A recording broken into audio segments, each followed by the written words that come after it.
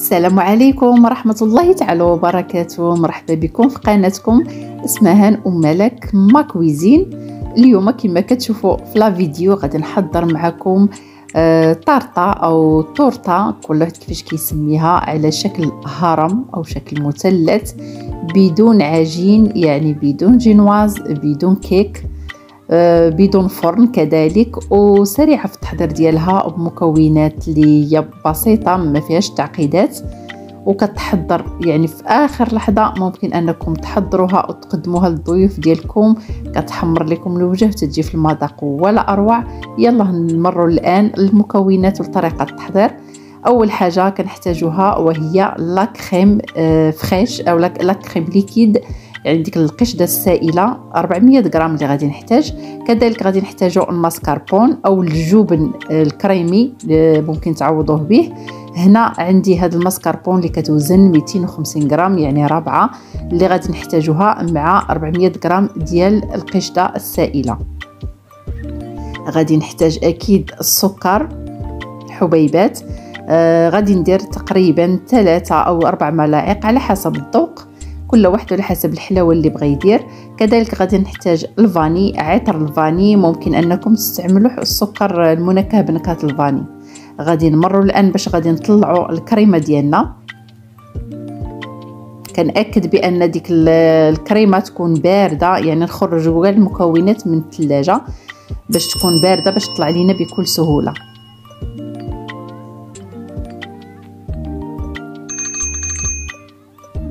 غادي نضيف ديك العلبه ديال الماسكاربون كامله، ممكن كما قلت لكم تعوضوها بعلبه ديال فروماج كريمي.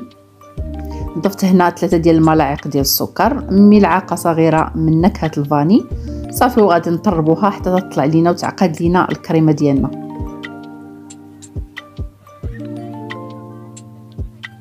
هنا من بعد ما طلعت وعقدت، يعني تكون شاده راسها عاقده مزيان، يعني نردوا معاها البال باش ما تخسرش لينا، لان الا فوتو عليها تطراب كتولي تقطع، تجي على هذا الشكل هذا.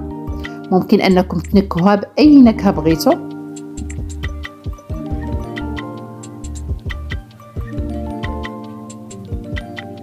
هنا غادي نمروا باش غادي نحضروا كما قلت لكم ما درناش لا جينواز ولا لا كيك، غادي نستعملوا لي بودواغ. هنا احتاجت واحد الكاس ديال الحليب، وغادي ندير عليه تقريبا ملعقه صغيره من نكهه ديال الفاني. ممكن انكم ديروا كذلك نسكافي او يعني قهوه سريعه الذوبان. ممكن انكم تكتفيوا بالحليب فقط.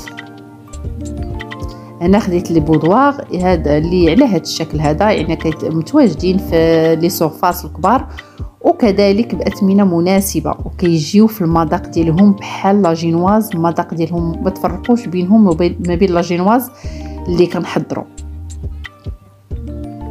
صافي هنا غادي نستعن بالبلاستيك الغذائي، يعني الفيلم اليمونتير هو اللي غادي نستعن به، اللي غنفرشوا ضروري من هذه المرحله هذه، او ممكن كذلك ديروا ورق الزبده.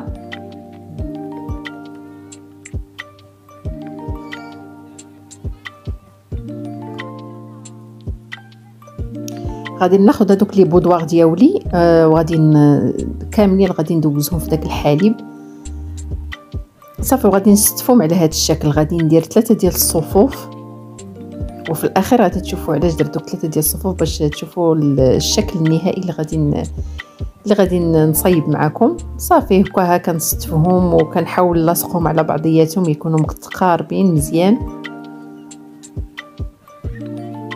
كيكون عندنا هذا الشكل هذا على شكل مربع على 3 ديال الصفوف اللي درت، والحجم ديال الطول ديالو نتوما كتحكموا في الحجم ديال الطول كما بغيتو الكيك يجيكم طويل او قصير. وهنا غادي ناخذ لا كريم ديالي وغادي يعني نطاليها من الفوق. انا درتها في هذا الجيب الحلواني او هذا القمع باش تسهل عليا العمليه ديال باش من ايطاليهم وما داك لا جينواز او دوك لي بودواغ مع تيكونوا فازكين كيكونوا يعني طريين. صافي كنستفع على هذا الشكل، كنحاول انني نساوي السطح ديالها يكون متساوي.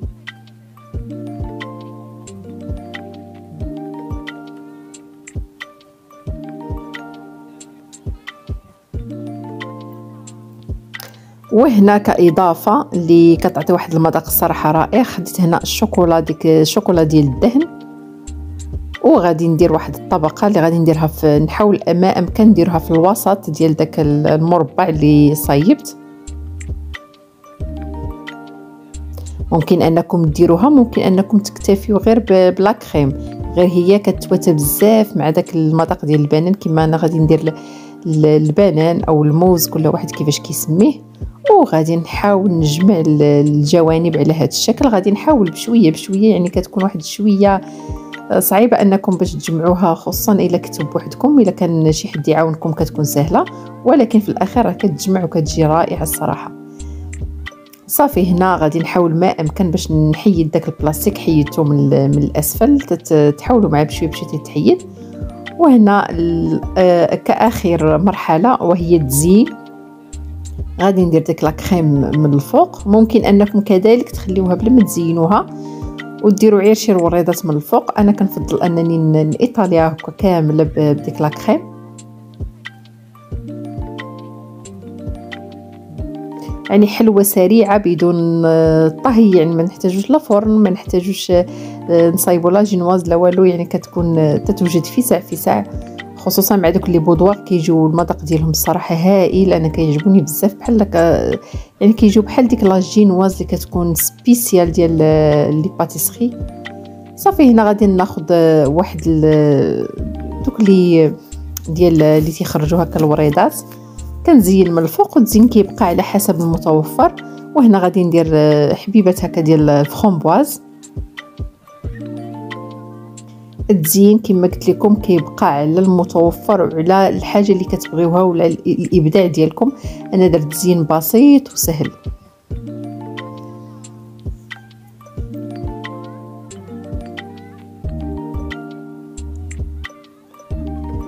هنا كنحاول انني ندير دوك الخطوط بالسنينه ديال الفرشيط، وغادي ناخذ هاد الحبيبات ديال لا فيرميسيل ديال الشوكولا نزين بها الجوانب.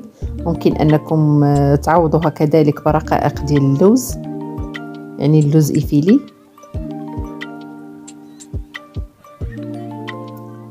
وهنا غادي نجيو للنهايه وتتجي الكيك ديالنا تيجي على هذا الشكل، على شكل هرم اللي تيجي الصراحه رائع في المنظر. والمذاق ما نقول لكم الصراحه المذاق هو لا اروع. هنا من الاحسن انكم ما تستهلكوهاش في البلاصه، خليوها واحد تقريبا 2 سوايع حتى 3 سوايع، وممكن انكم تخليوها ليله كامله من الاحسن. والى هنا ناتي الى نهايه الفيديو ديالنا، وتنتمنىكم انكم تشجعوني بلي لايك ديالكم وبتعاليقكم المحفزه. والى فيديو قادم ان شاء الله، مع السلامه حبايبي.